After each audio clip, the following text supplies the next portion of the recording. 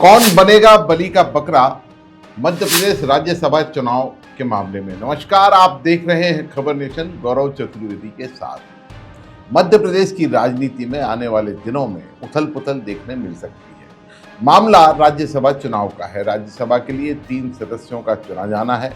Bharatiya Janata party ने तरुण चुग और रजनीश अग्रवाल को प्रत्याशी बनाया है। कांग्रेस ने मीनाक्षी नटराजन को अपना उम्मीदवार बनाया है। संभावना है कि आखिरी समय में भाजपा तीसरे कैंडिडेट को उतारकर सरगर्मियां बढ़ा सकती है। तीसरा कैंडिडेट उतारने को लेकर दिल्ली में भाजपा की एक महत्वपूर्ण बैठक में आज फैसला हो जाएगा।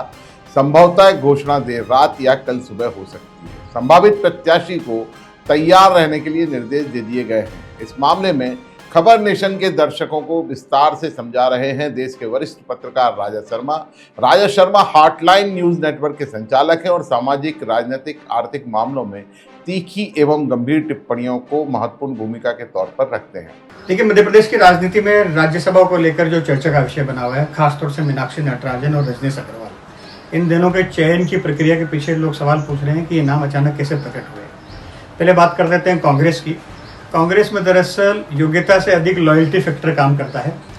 गांधी परिवार के प्रति जो लोग लॉयल रहते हैं उन लोगों को विशेष अवसर दिया जाता है और कांग्रेस के पास लॉयल्टी का संकट भी है। अब देखिए, जितने भी बड़े राजनेता कांग्रेस को छोड़कर गए हैं वो किसी न किसी रूप में गांधी परिवार को ही आहत और धक्का देकर गए हैं। तो जब भी किसी का चयन किया जाता है तो उसमें लॉयल्टी फैक्टर देखा जाता है। अब बैकग्राउंड से देखिए, कर्नाटका के जो मुख्यमंत्री डी शिव कुमार, वो भी सोनिया गांधी के प्रति काफ़ी लॉयल रहे हैं। उसी के परिणाम स्वरूप उनको अब देखिए फिर से कर्नाटका का मुख्यमंत्री बनाया गया है। जैसा कि आपने पूछा, मीनाक्षी नटराजन का चयन किस आधार पर किया गया। वैसे तो मीनाक्षी नटराजन पिछले 10 सालों से मध्य प्रदेश की राजनीति में सक्रिय नहीं दिख रही है, कोई कंट्रीब्यूशन भी नहीं दिख रहा है। जीतू पटवारी प्रदेश अध्यक्ष जरूर संघर्ष कर रहे हैं प्रदेश में, लेकिन अन्य राजनेताओं का कोई विशेष प्रासंगिकता और कोई बहुत ज़्यादा उनका सेक्रीफाइस, डेडिकेशन, प्रेजेंस नहीं दिख रहा है, चाहे वो फिर कमलनाथ हो या फिर दिग्विजय सिंह हो। जीतू पटवारी प्रदेश अध्यक्ष होने के नाते काम तो कर रहे हैं, लेकिन मीनाक्षी नटराजन का जो चयन है वो सवाल इसलिए खड़ा कर रहा है कि मीनाक्षी नटराजन क्यों। सिर्फ एकमात्र कारण है, एक तो महिला कैंडिडेट है। भारतीय जनता पार्टी अभी वुमेन रिजर्वेशन पे के कार्ड पे काम कर रही है। ऐसे में राहुल गांधी ने संदेश दिया कि वुमेन रिजर्वेशन वाले पार्ट पे एक महिला को क्यों न राज्यसभा भेजा जाए। और मीनाक्षी नटराजन पिछले कई 3-4 दशक से इन लोगों के क्लोज हैं, गांधी परिवार के। तो मीनाक्षी नटराजन का चयन का एक बड़ा कारण यही है। अब बात करते हैं रजनीश अग्रवाल की। रजनीश अग्रवाल भी भारतीय जनता पार्टी की पर्ची से प्रकट हुए हैं। जैसे अभी पिछले 10 सालों से बीजेपी पर्चियों के माध्यम से ही अपने कैंडिडेट दे रही है, सरप्राइज दे रही है। तो रजनीश अग्रवाल भी उस पर्ची के तहत ही प्रकट हुए हैं। रजनीश अग्रवाल भी कोई बहुत ज़्यादा एक्टिव मध्य प्रदेश की राजनीति में पिछले 8-10 सालों से नहीं है।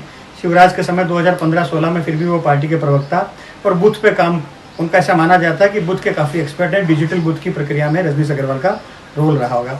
जहाँ तक लोग अनुमान लगा रहे हैं कि नितिन नवीन से मित्रता है। देखिए, नितिन नवीन की अभी यह क्षमता नहीं है कि किसी को राज्यसभा का टिकट दिला दे। राज्यसभा का टिकट केवल मोदी और शाह तय करते हैं। तो ये भूल है यदि कोई इस बात का जिक्र करें। नितिन नवीन उनकी शादी में आए थे, मित्रता है। किसी की शादी में जाना और मित्रता का प्रतिफल इतनी जल्दी देने की स्थिति में नहीं है। वैश्य समाज का टिकट है। आखिर क्यों उतार रही है तीसरा प्रत्याशी?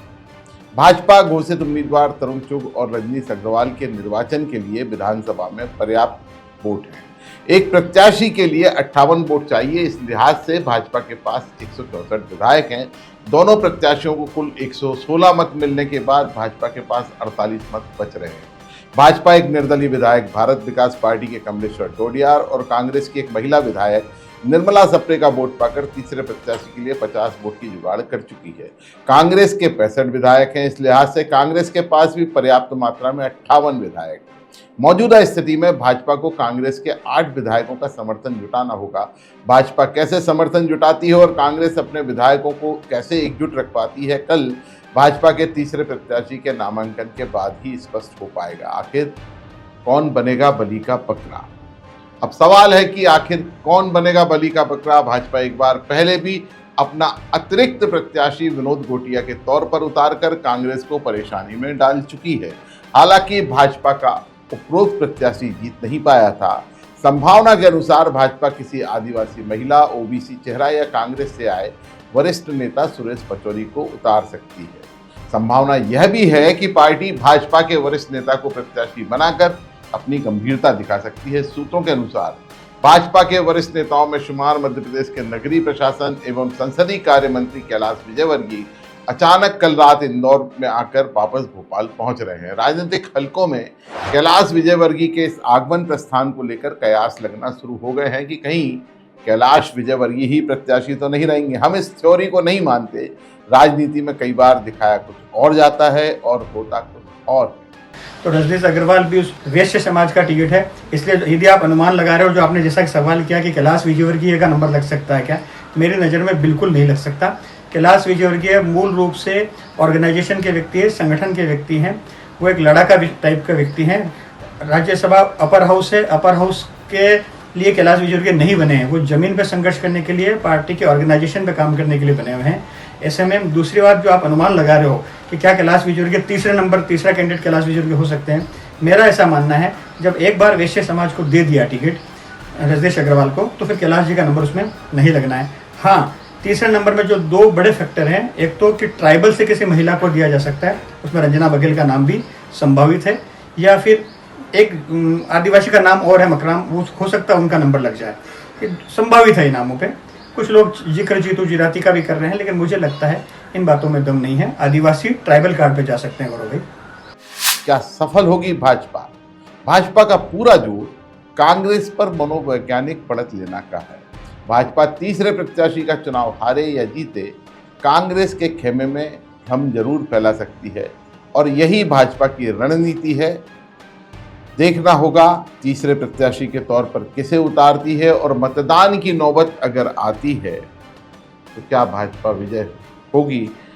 बहरहाल जो भी घटनाक्रम रहे, लेकिन ये मध्य प्रदेश की राजनीति में आने वाले दिनों में हॉर्स राइडिंग को भी बढ़ावा देने वाली घटना साबित हो